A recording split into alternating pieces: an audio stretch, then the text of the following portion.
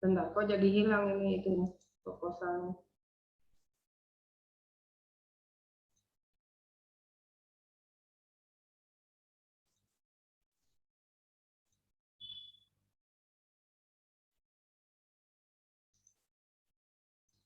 Oke, tadi kita sampai di identifikasi masalah.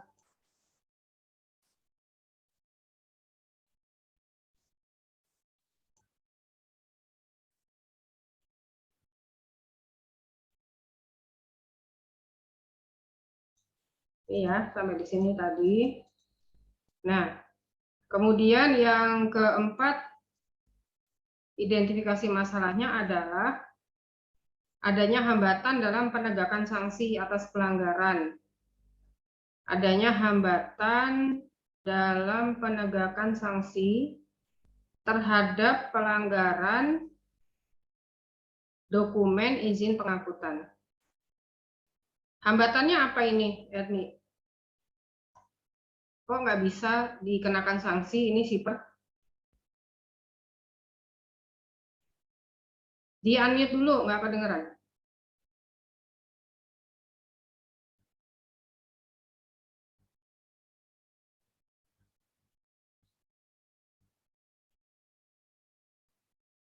Mic-nya di unmute.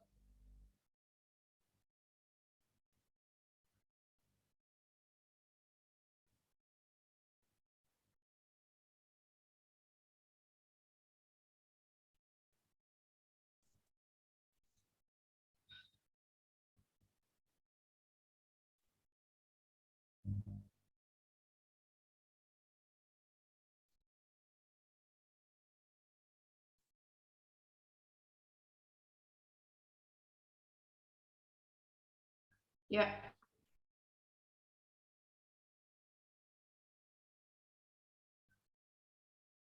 yang identifikasi masalah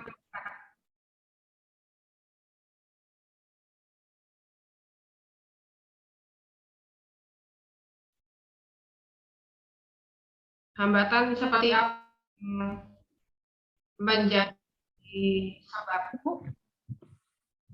terhadap penegakan sanksi untuk Suara saya kedengeran ya Bu ya? kedengeran. Ya. Jadi kalau hambatannya itu kan ini tuh yang pengirimnya. Jadi saya tuh ngambilnya masalah dari ini si agent ngirim ke regulated agent tersebut. Oke. Jadi karena mereka itu cuma drivernya aja, terus mereka kan juga masih masyarakat awam gitu Bu. Jadi itu enggak penegakan sanksinya jadi kurang gitu Bu.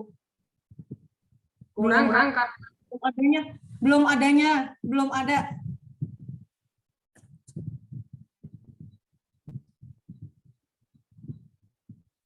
Iya, untuk Hambatannya itu karena awal. Masyarakat awam, kalau misalkan ada yang kelolosan dari regulated agent tersebut, kan kalau regulated agent kan untuk memisahkan barang yang mana yang aman sama enggak. Nah ini kan adanya faktor human error juga gitu. Itu sih Bu. Berarti permasalahannya di sosialisasi ya? Iya. Tidak ada sosialisasi untuk pengangkut.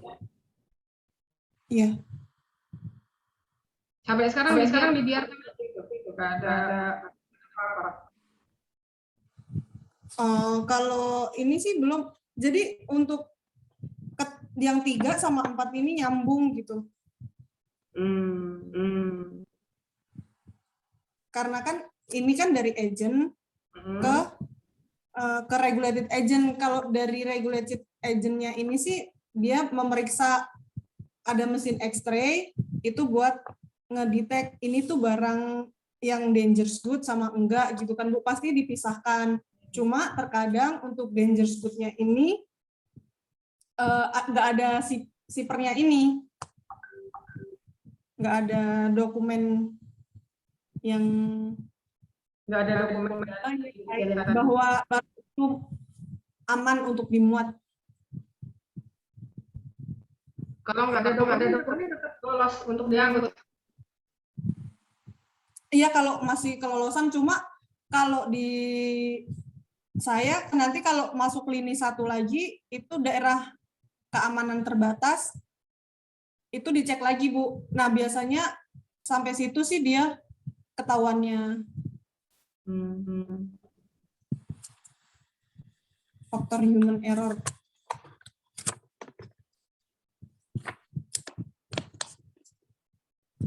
Rumusannya ada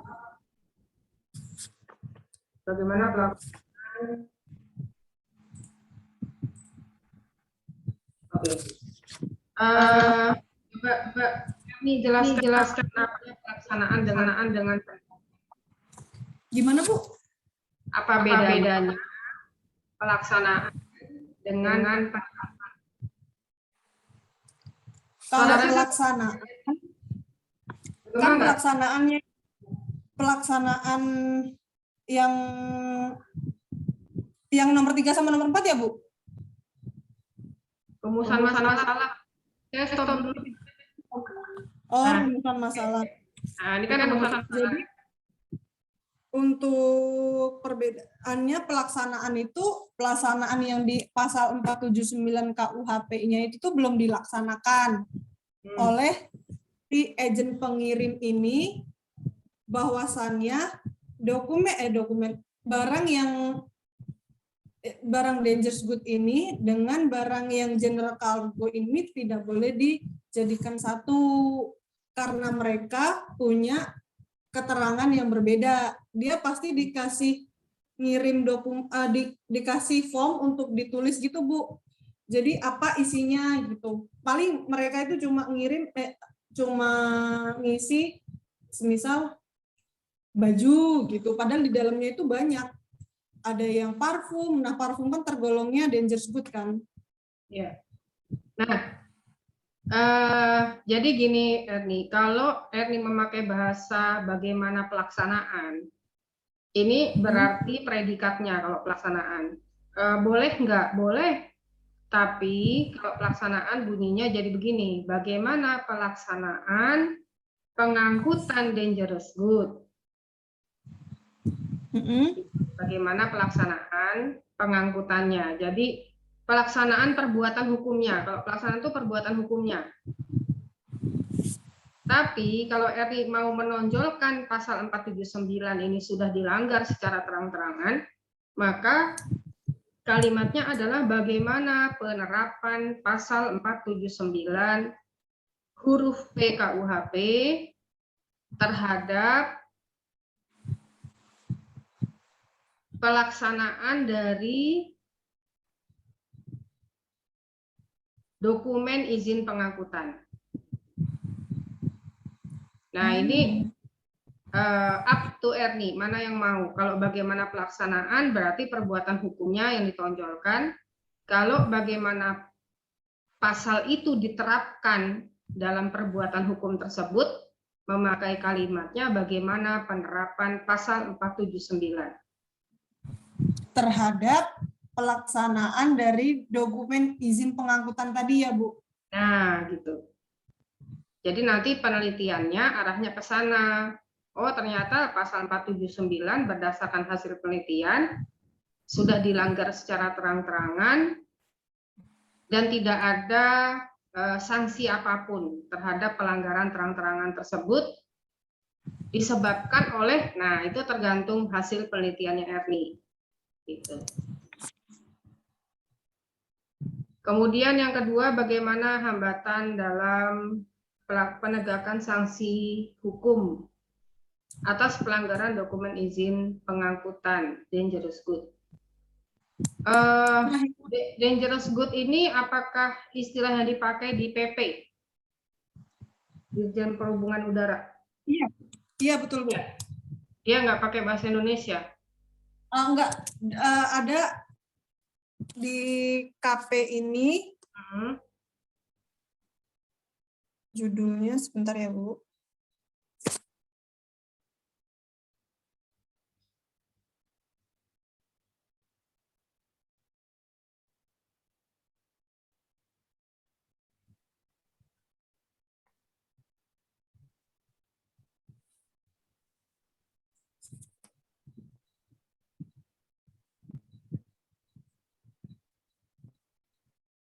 Enggak, Bu.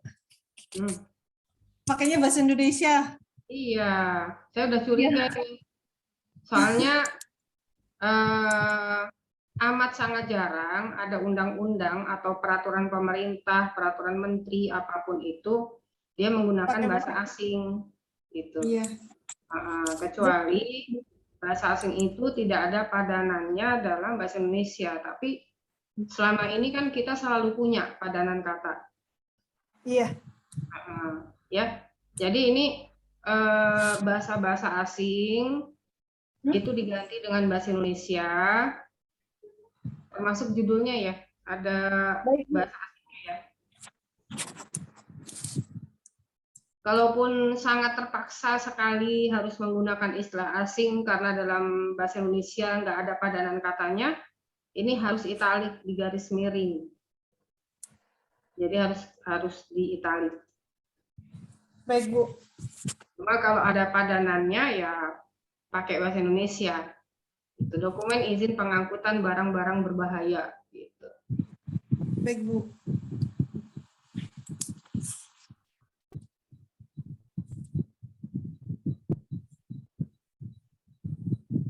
Nah, nanti tujuan penelitiannya disesuaikan dengan rumusan masalah.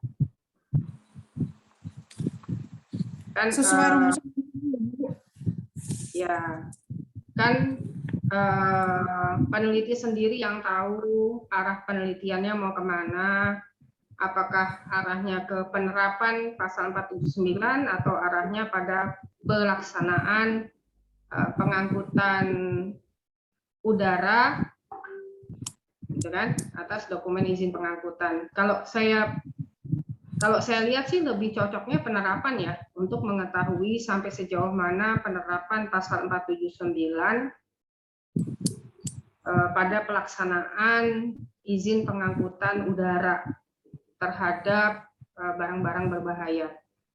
Lebih tepat yang itu sih, sepertinya gitu kan. Tapi kalau peneliti bagaimana penerapan terhadap penerapan pasal 479 huruf PKUHP terhadap pelaksanaan dari dokumen izin pengangkutan barang berbahaya ya, Bu? Baik, Bu. Ya, itu bukan maksudnya Erni itu, mau neliti itu. Iya, maksudnya itu, Bu. Ya, jadi kan? yang ditonjolkan penerapannya yang pasal 479 ini. Oke.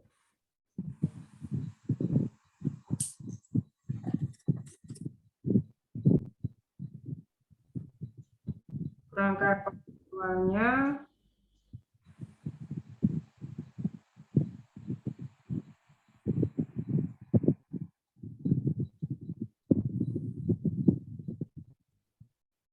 teori hukum yang dipakai adalah teori hukum keadilan.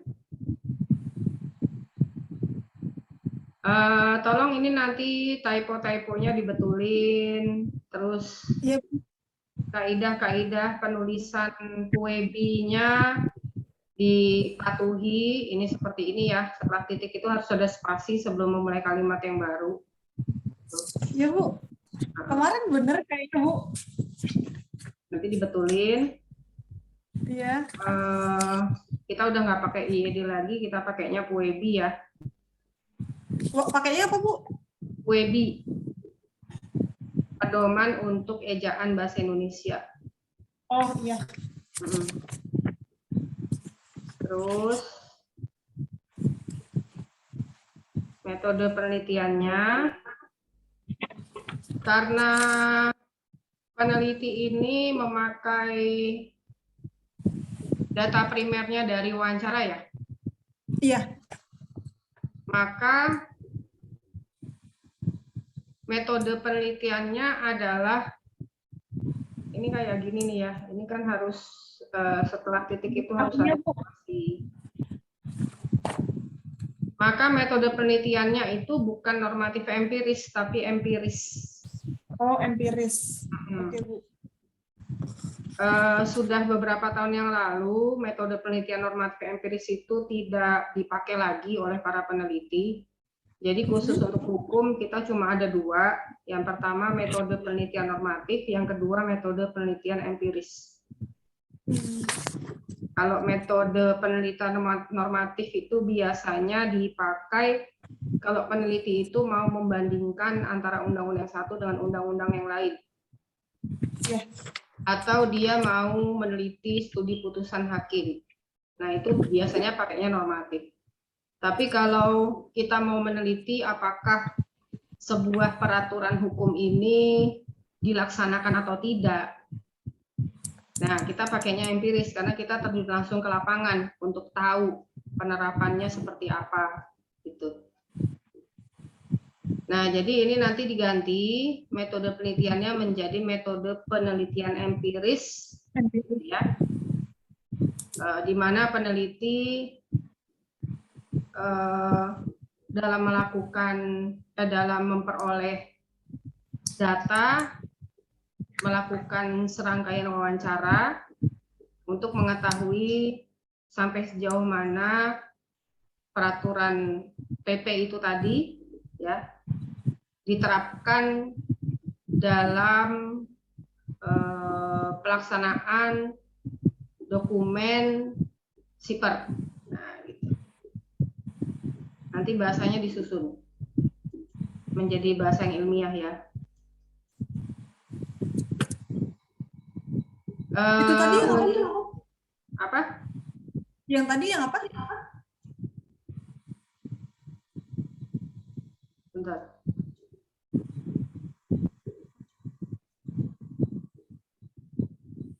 Saya stop dulu share ininya, ya. Share screen-nya, nanti di-share lagi.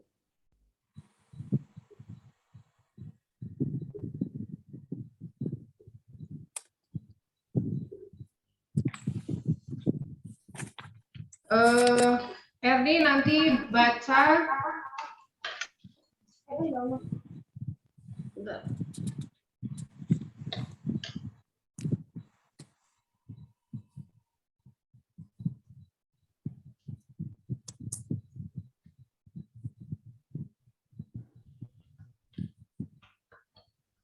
Erdi nanti baca buku MPH yang terbaru. Ini, ya. Ini tahun 2019. Nanti saya foto covernya, diingetin aja. Jadi ini buku MPH yang terbaru. Di sini memang tidak ada lagi metode penelitian normatif empiris, gitu. Jadi peneliti-peneliti sudah lama meninggalkan itu dan fokus memilih apakah metode penelitiannya normatif saja atau metode penelitian empiris. Jelas nggak suaranya?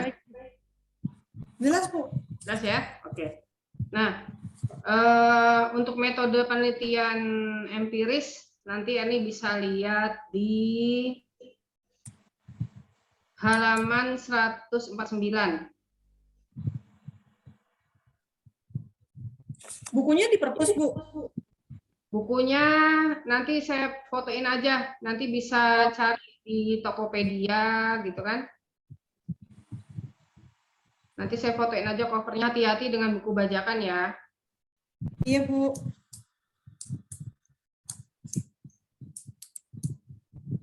Nah, jadi nanti di metode penelitiannya, nih di sini. Nah, ini diikutin aja itu 149, halaman 149, itu bahwa peneliti memakai metode penelitian empiris sebab, nah gitu. Setelah itu baru footnote. Ya. Kenapa? Supaya daftar pustakanya Erni itu banyak, gitu ya. Nah, tidak hanya banyak, tapi juga bersumber dari buku-buku terbaru, gitu.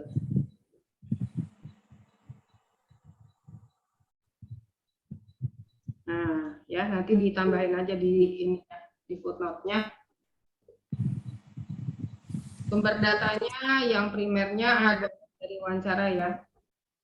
Ini banyak sekali typo-nya nih, Erni nih. Iya, Bu. Seharusnya tidak perlu terjadi karena bisa mengurangi nilai. Iya, maaf Bu. Oke.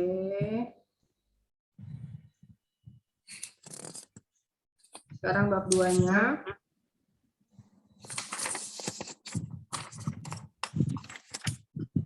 Banyak typo juga. Erni ikut pembekalan skripsi nggak? Pembekalan ikut yang Bu Nizla kemarin.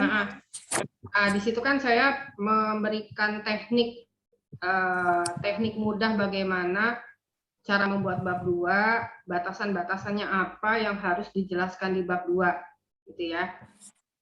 Nah, jadi batasan-batasannya adalah kita lihat judulnya dulu. Kalau kita mau bikin bab 2 ini harus berkolerasi dengan judul. Nggak boleh keluar dari sana. Iya. Ya. Nah, tadi kan judulnya Erni, kita balik lagi ke atas. Harusnya ini saya harus bikin Word ini ya.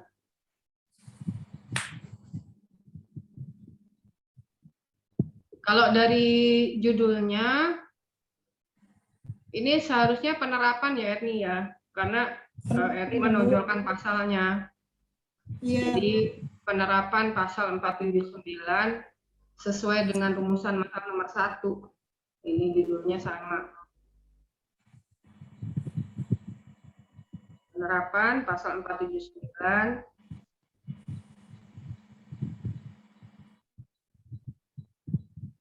Bu, bisa nggak kalau apa namanya yang dari lokusnya itu, misalkan PT ini diganti dengan pada regulated agent gitu, Bu? Bisa aja. Itu kan hak kita sebagai peneliti. Bisa ya, Bu? Kita yang bebas menentukan lokasi riset. Salah satu pertimbangan untuk menentukan lokasi riset itu adalah kita bisa memperoleh data-data dengan mudah, gitu. Kan sedangkan saya penelitian saya kan dari empiris, jadi saya wawancara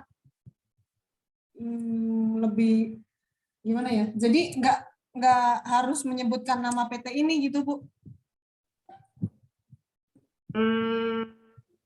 Apa PT-nya keberatan jadi lokasi atau jadi narasumber? Takutnya untuk apa namanya? Ini takut di apa atau gimana gitu, Bu? Erni kerja di sini di PT Cahaya Mas Utama. Masih satu grup. Masih satu grup. Iya. Sebetulnya kalau dari kekhawatiran bahwa narasumber ini reputasinya akan buruk gitu ya karena pelanggaran terhadap pasal tertentu, ini sebetulnya tidak perlu khawatir karena murni penelitian ini adalah penelitian akademik gitu. Jadi penelitian akademik itu tidak untuk disebarluaskan. Kita bukan jurnalis gitu ya. Jadi aman ya, Bu ya. Kalau misalkan untuk tadi dikirim ke Dikti terus di-upload, itu bakal jadi bermasalah atau enggak, Bu? Kalau menurut saya sih nggak bermasalah karena untuk kepentingan penelitian gitu. Kebanyakan lokasi riset itu merasa keberatan dijadikan narasumber kalau ada pelaksanaan dari kegiatan mereka itu yang melanggar undang-undang. Jadi mereka takut gitu kalau di blow up gitu kan. Kalau ini bukannya melanggar undang-undang ya, Bu? Kenapa? Bukannya melanggar undang-undang. Iya, melanggar undang-undang. Makanya kalau kekhawatirannya sih sebetulnya nggak perlu khawatir ya, gitu. Karena ini untuk kepentingan penelitian, bukan untuk kepentingan mencari rating, gitu. Oh gitu. Oh, isinya ini juga bisa dipertanggungjawabkan. Sebetulnya kalau mau berbesar hati, justru hasil penelitian seperti ini bisa menjadi tolak ukur dari narasumber itu untuk memperbaiki diri gitu. gitu kan? Baik Bu. Jelas. Karena nanti di bagian saran itu kan peneliti memberikan saran, gitu, supaya misalnya PT Cahaya Mas Utama sudah waktunya memperhatikan pasal 479 huruf P KUHP itu sebagai tindakan pencegahan terjadinya tuntutan hukum dari pihak lain, misalnya. Jadi jangan ditunggu ada tuntutan hukum dulu baru berubah, gitu kan? Dari awal sudah berubah. Gitu. Nah itu sebetulnya malah lokasi riset kita berterima kasih sama kita, gitu ya, diingatkan, gitu.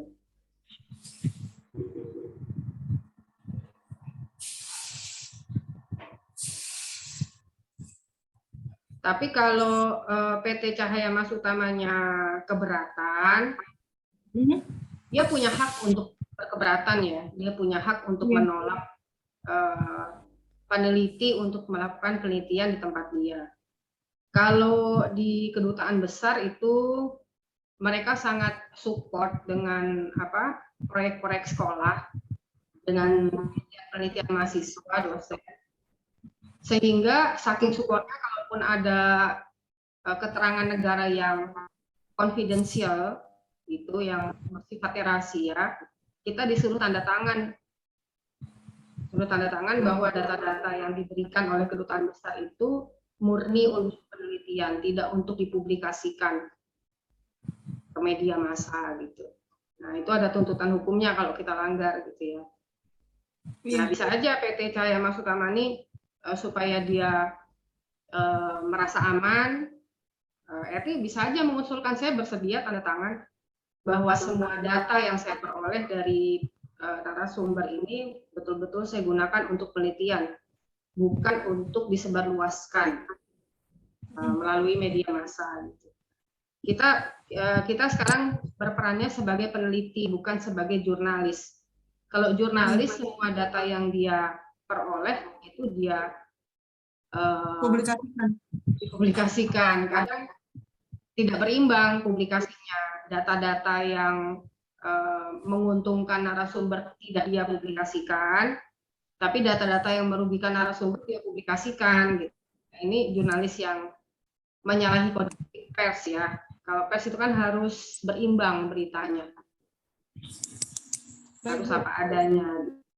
Nah, terus tadi sampai di bab 2. Jadi ini nanti diganti judulnya menjadi penerapan hukum pasal 479.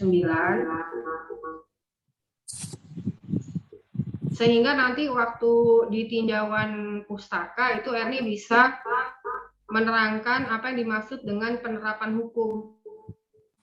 Oh gitu, iya Bu. Gitu. Ini untuk memperkaya daftar pustaka Erni juga. Baik Bu. Kan banyak literatur yang menerangkan penerapan hukum itu apa, gitu kan. Nah itu tulis aja semua, biar daftar pustakanya memenuhi standar penulisan skripsi 20 buku loh, minimal bukunya. Jadi perbanyak literatur itu memang di bab 1, bab 2.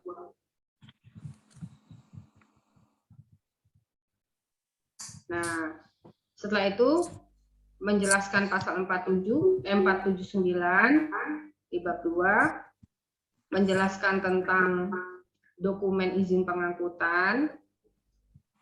Ketika menjelaskan dokumen izin pengangkutan ini, Erni bisa berkreativitas di penulisan itu, menjelaskan perbedaan dokumen izin pengangkutan laut seperti apa, darat seperti apa, udara seperti apa, supaya pembaca tahu bedanya di mana. Gitu Bu. Itu sekaligus supaya pembaca tahu mengapa peneliti mengkhususkan dirinya meneliti dokumen izin pengangkutan udara. Tadi di identifikasi masalah itu sekilas saya baca, dokumen izin pengangkutan udara ini lebih complicated daripada kapal laut dan darat ya. Itu karena dia mengangkut barang-barang berbahaya ini. Nah, kemudian dijelaskan juga di bab 2 tentang dangerous good itu apa. Jadi barang-barang berbahaya berdasarkan kategori tadi yang di PPT. Nah, itu dituangkan ya di bab 2. Udah belum? Coba saya lihat bab 2. Baik Bu, berarti semuanya untuk tadi diganti ya Bu ya, bab 2-nya? Ini udah nih pengertian dangerous good. Tapi ini Iya. diganti istilahnya jangan bahasa Inggris, Bahasa Indonesia ya Bu? bahasa Indonesia karena PP-nya juga pakai bahasa Indonesia kan. Betul. Nah, jadi kita ngikutin peraturan aja. Kalau peraturannya pakai bahasa Indonesia, kita pakai bahasa Indonesia. Baik Bu. Nah, terus yang terakhir apa tadi? Judulnya. Nah, ini company profile PT Cahaya Mas Utama udah belum di bab 2? Karena dia disebut di judul nih. Belum company profile-nya. Nah, ini berarti di company profile-nya perlu karena ini di judul dia dicantumkan. Sekaligus sebagai penghormatan sebetulnya ya pada lokasi riset.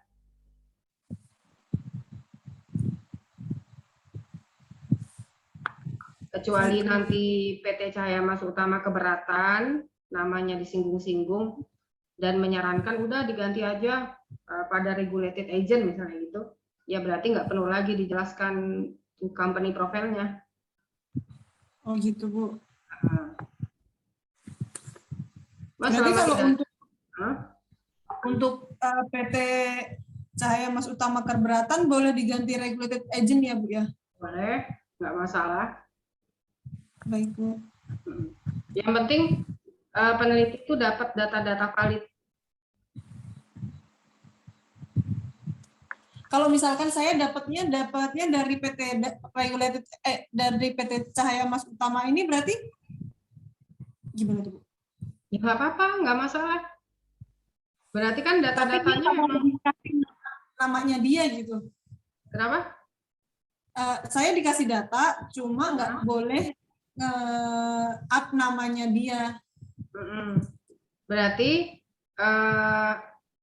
tidak dicantumkan nama PT-nya.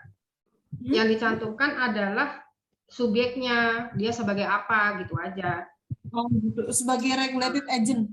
Nah gitu. Oke Bu.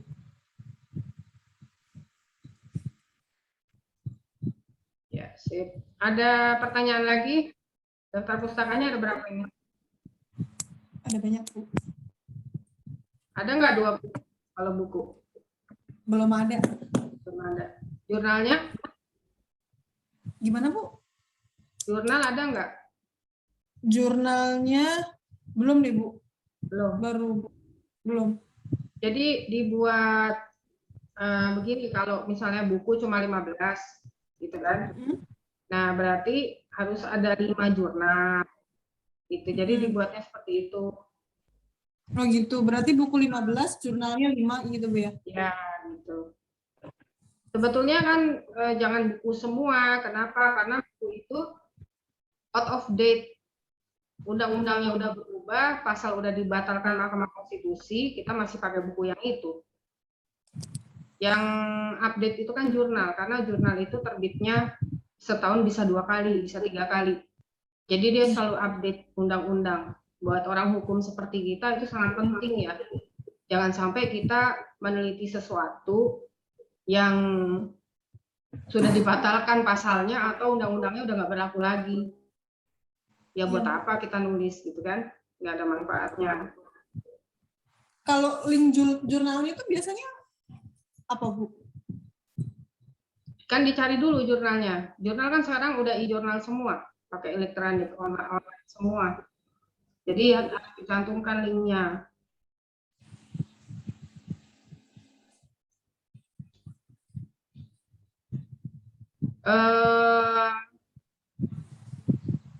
Di Perpustakaan Nasional kita juga ada jurnal namanya One Search, Indonesia One Search. Nah, itu bisa cari tuh Perpusnas, Perpustakaan Nasional Indonesia. Indonesia apa, Bu? Indonesia One Search.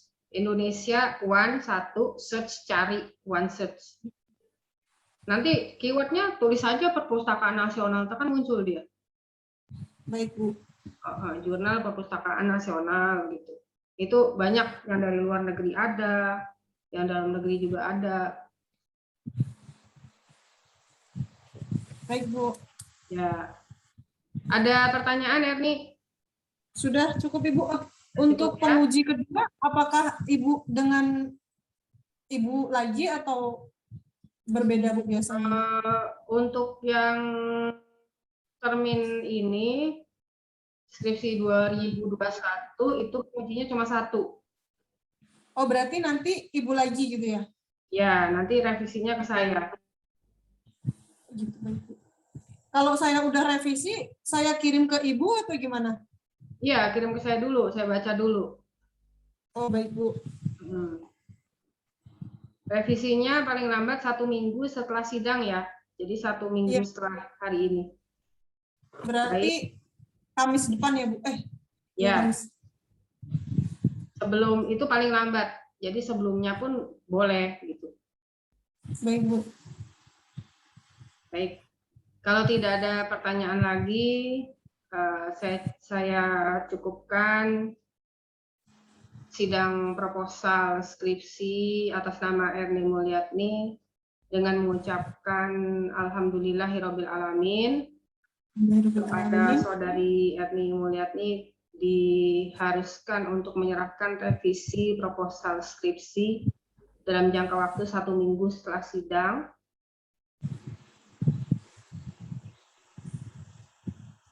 Nasrun minallah wa fathun qarib wa basyiril mu'minin fastabiqul khairat. Wassalamualaikum warahmatullahi wabarakatuh. Waalaikumsalam warahmatullahi wabarakatuh. Terima kasih, Bu Nizla. Ya, sama-sama.